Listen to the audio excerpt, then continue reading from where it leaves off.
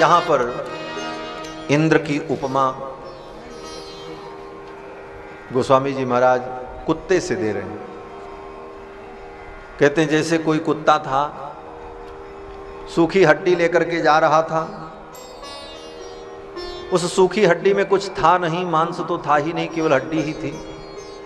उसी हड्डी को अपने दाढ़ों से दबा दबा करके चबा रहा था कुत्ता। जब हड्डी को चबा रहा था तो मसूड़े में धंस जाने के कारण, हड्डी के कारण, क्योंकि हड्डी कठोर होती, बार बार दांत से उसको रगड़ रहा था, पीस रहा था। वो हड्डी उसके मसूड़े में लग गई और मसूड़े से खून निकलने लगा। उसी को चाट चाट करके वो संतुष्ट हो रहा था। वो कुत्ता समझ रहा था कि ये हड्डी के अंदर से रस निकल रहा। एकांत में बैठ करके उस हड्डी को कुत्ता चबा रहा था। उसी समय कहीं से एक सिंह आ गया, शेर आ गया। उस शेर को देख करके वो कुत्ता अपनी हड्डी लेकर के वहां से भागा। क्यों भागा? बोले कुत्ते की सोच देखो। उसने सोचा कि ये सिंह मेरी हड्डी को छीनने के लिए आया है। अब आप विचार करो, वो सिंह उस हड्डी को लेकर के क्या करेगा?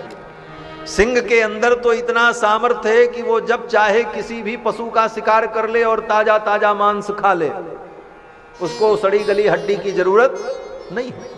लेकिन कुत्ते की अपनी सोच है कि मेरी हड्डी छीनने आ गया।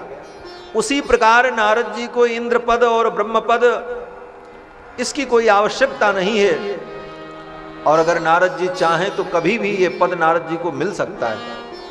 और नारद जी ने कभी चाहा नहीं और नारद जी कभी चाहेंगे भी नहीं। लेकिन इंद्र को लगने लगा कि नारद जी मेरे पद के लिए ही तपस्या कर रहे। इंद्र के मन में दुर्भाव उत्पन्न हुआ और इंद्र ने नारद जी की तपस्या को भंग करने के लिए कामदेव को भेजा।